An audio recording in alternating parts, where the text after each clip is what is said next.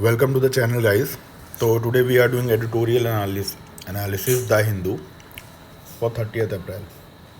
So we will be starting with our first topic or first article, which is the war on Iran and the Gulf's shattered illusions. तो guys इसमें समझते हैं Wars कभी सिर्फ battlefield तक नहीं रहती। ईरान की जंग ने ना सिर्फ उस देश को बर्बाद किया है बल्कि पूरे गल्फ रीजन और इंडिया के लिए एक बड़ा खतरा पैदा कर दिया है। जो गल्फ पहले सेफ हेवन पैसे लगाने की सबसे सेफ जगह माना जाता था, अब उसकी इमेज धुंधली हो गई है। ना इसको पॉइंट्स में समझते हैं कि ईरान की हालत बेसिकली अ गटेड नेशन। ईरान आज पूरी तरह टूट चुका है। फिजिकल डिस्ट्रक्शन, शहर मलबे में बदल गया है, इंडस्ट्रीज़ ख़त्म हो गई है और बिजली पानी का सिस्टम ठप है। गवर्नेंस क्राइसिस, ईरान की लीडरशिप ख़त्म होने से मिनिस्ट्रीज़ और सिक्योरिटी फोर्सेस बिखर गई हैं। एंड ह्यूमन टोल, लाखों लोग बेघर हैं और लोगों का सिस्टम से भरोसा उठ गया है। Now point number 2 which is global और इंडियन इकोनॉमी पर असर। ईरान की तबाही ने पूरी दुनिया को हिला दिया है।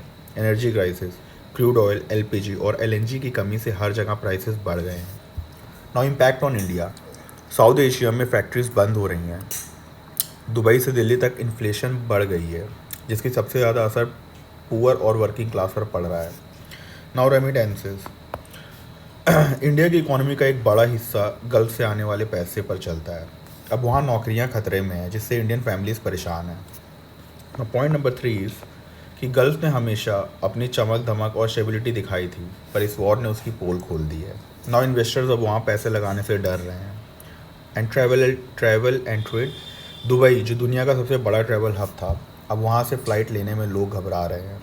इंश्योरेंस प्रीमियम्स बढ़ गए हैं और सप्लाई चेन्स टूट गई है। नाउ साइकोलॉजिकल ब्लो, कि लोगों को लगता था कि गल्फ हर तरह की लड़ाई से बचा रहेगा। अब वो भरोसा टूट चुका है। नाउ आगे क्या होगा? जब बंदूकें शांत होंगी तब भी ईरान एक वुंडेड स्टेट रहेगा, क्योंकि नई लीडरशिप शायद पहले से ज़्यादा हार्ड लाइन और रिप्रेसिव हो जाए। वो साइबर वॉरफेयर और प्रॉक्सी मिलिशियाज के ज़रिए बदले लेने की कोशिश कर सकते हैं। यूएस बेसिस जो गल्फ की सेफ्टी के लिए थे, अब शायद उल्टा अटैक्स को इनवाइट करें। ना एक उम्मीद, इसको समझते हैं रीजनल कोऑपरेशन। अब सब कुछ इस बात पर निर्भर करता है कि रीजनल देश मिलकर ईरान को फिर से खड़ा कर सकती है। नेसेसिटी नॉट अल्ट्रुइज्म, ईरान को संभालना कोई एहसान नहीं बल्कि मजबूरी है, ताकि इंस्टेबिलिटी बाहर ना फैले। Now what will be India's role? India के अरब कंट्रीज़ और ईरान दोनों से अच्छे रिश्ते हैं। इंडिया एक ब्रिज का काम कर सकता है ताकि रीजन को डूबने से बचाया जा सके। Now moral of the stories, सिर्फ पैसे से स्टेबिलिटी नहीं आती। असली प्रॉस्पेरिटी तभी टिकती है जब बुनियाद मजबूत हो और पड़ोसी देशों में शांति हो। जब अमेरिकन यहाँ से चले जाएंगे तब हमें ही एक दूसरे का साथ देना होगा। Now with this we have completed our this article. Now coming to our next article, which is South Asian power balance shift towards Pakistan. Now पिछले कुछ हफ्तों से इंडिया में गर्मा गर्म बहस छिड़ गई है। इसका कारण है पाकिस्तान का बढ़ता हुआ डिप्लोमेटिक स्ट्रेचर। पाकिस्तान ने यूएस और ईरान के बीच सुलह करवाने में बड़ा रोल निभाया है, जिसकी वजह से डोनाल्ड ट्रंप और बाकी यूएस ऑफिशियल्स ने फील्ड मार्शल आसिम मुनीर और पीएम शहबाज शरीफ की तारीफ़ की है। नाउ पाकिस्तान की डिप्लोमेटिक जीत, इसको समझते हैं कि पाकिस्तान की विजिबिलिटी वर्ल्ड स्टेज पर काफ़ी बढ़ गई है। Mediation, US Iran cease fire में पाकिस्तान सेंट्रल प्लेयर बन गया है।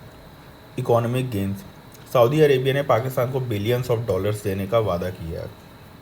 एंड आइसोलेशन का खात्मा, इंडिया ने पाकिस्तान को स्टेट स्पॉन्सर ऑफ टेररिज्म बोलकर दुनिया से अलग करने की जो कोशिश की थी, वो अब कमज़ोर पड़ती दिख रही है, क्योंकि पाकिस्तान अब यूएस का काउंटर टेररिज्म पार्टनर बन गया है। नौ इंडिया की खामोशी, इसको समझते हैं। जबकि पाकिस्तान इतना एक्टिव है, इंडिया ने बिल्कुल चुप्पी साधी हुई है। इसके दो मतलब निकाले जा रहे हैं, या तो इंडिया डोनाल्ड ट्रंप को लेकर कॉशन बरत रहा है, या फिर ये इंडिया की स्ट्रेटेजिक रीस्ट्रेंट है। लेकिन इस वजह से लड़ाई कई बड़े ग्लोबल इवेंट से बाहर होता दिख रहा है। नाउ पावर की हायरार्की समझते हैं कि इंटरनेशनल रिलेशंस में देशों को उनकी पावर का हिस्से से बांटा जाता है।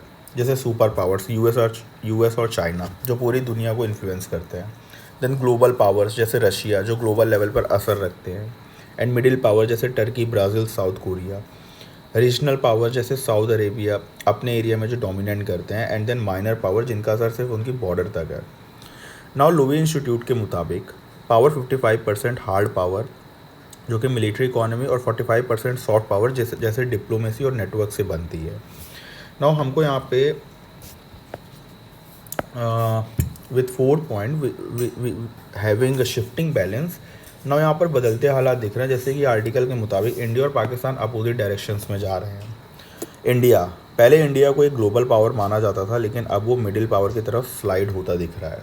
इंडिया की इकोनॉमी फोर्थ से 6th रैंक पर आ गई है और ब्रिक्स या क्वाड जैसे ग्रुप्स में इंडिया की चमक थोड़ी कम हुई है। एंड वहीं पर पाकिस्तान अपनी कम मटेरियल ताकत के बावजूद अपनी सॉफ्ट पावर की वजह से एक बड़ा रीजनल पावर बनता जा रहा है और मिडिल पावर बनने की कोशिश कर रहा है। Now the final conclusion is कि इंडिया पॉलिसी मेकर्स के लिए सबसे बड़ी सीख ये है कि सॉफ्ट पावर मैटर्स। इंडिया की खामोशी उसकी इंटरनेशनल इन्फ्लुएंस को कम कर रही है, and hard power is base. भले ही पाकिस्तान की डिप्लोमेसी अच्छी चल रही हो, लेकिन उसकी इकोनॉमी अभी भी बहुत फ्रजाइल है। नाउ इंडिया की स्ट्रेंथ, इंडिया अभी भी हार्ड पावर जैसे मिलिट्री टेक्नोलॉजी, पॉपुलेशन साइज में पाकिस्तान से बहुत आगे है, एंड डिप्लोमेसी से थोड़ी देर के लिए असर बढ़ सकता है, लेकिन लंबे समय के लिए एक मजबूत इकोनॉमी और मिलिट्री ही काम आती है। तो गाइस द समरी इज़ कि पाकिस्तान ने डिप्लोमेटिक मोमेंटम गेन किया है, पर इंडिया के पास अभी भी बुनियादी ताकत है। इंडिया को अपने डिप्लोमेसी को फिर से एक्टिव करने की ज़रूरत है। With this we have completed our this article. Now coming to our next article which is compounding gain. The New Zealand free trade agreement builds on 7 recent FTAs which is free trade agreements. Now इसको समझते हैं कि लोगों को लग सकता है कि ये डील अंडरवेलमिंग है, क्योंकि न्यूजीलैंड इंडिया के टोटल ट्रेड का 1% से भी कम है। नाउ लेकिन ये नज़रिया गलत है, क्योंकि इंडिया ने पिछले 3-4 सालों में लगभग 60 ट्रेड एग्रीमेंट साइन किए हैं। ये इंडिया की उस पॉलिसी का हिस्सा है जहां हम अपने सप्लाई चेन्स को डाइवर्सिफाई करना चाहते हैं। नाउ पॉइंट नंबर 1 समझते हैं कि चाइना से दूरी और global strategy. China factor, India अपनी इंपोर्ट्स के लिए चाइना पर 16% डिपेंड करता है। इस डिपेंडेंसी को कम करने के लिए न्यूजीलैंड जैसे देशों के साथ जुड़ना ज़रूरी है। Then second is Trump factor. Donald Trump के दोबारा आने से यूएस मार्केट थोड़ा मर्क्यूरियल मतलब अनप्रेडिक्टेबल हो गया है। ऐसे में नए एक्सपोर्ट मार्केट ढूंढना इंडिया के लिए अर्जेंट है। नाउ इंडिया ने यूएई, ऑस्ट्रेलिया, यूके, ईयू और ओमान जैसे देशों के साथ भी डील्स करके अपने एक्सपोर्टर्स के लिए नए रास्ते खोले हैं। And point number 2 is India के नेगोशिएटर्स की जीत। इस एफटीए में इंडिया ने बहुत कुछ बड़े फ़ायदे हासिल किए हैं, जैसे ज़ीरो टैरिफ। न्यूजीलैंड ने एग्री किया है कि वो एग्रीमेंट शुरू होते ही इंडियन गुड्स पर सारे टैरिफ्स हटा देंगे। देन सेंसिटिव सेक्टर्स की सुरक्षा, इंडिया ने अपने कमज़ोर सेक्टर जैसे डेयरी पर कोई कंसेशन नहीं दिया। न्यूजीलैंड डेयरी सेक्टर में घुसना चाहता था, पर इंडिया ने मना कर दिया। And the third point is investment commitment. New Zealand ने अगले 15 सालों में इंडिया में $20 बिलियन की इन्वेस्टमेंट फैसिलिटेट करने का वादा किया है। वादा किया है। एंड न्यूजीलैंड ने अगले 15 सालों में इंडिया में $20 बिलियन की इन्वेस्टमेंट फैसिलिटेट करने का वादा किया है। ऐसे ही वादे EFTA कंट्रीज़ ने $100 बिलियन के लिए किया था।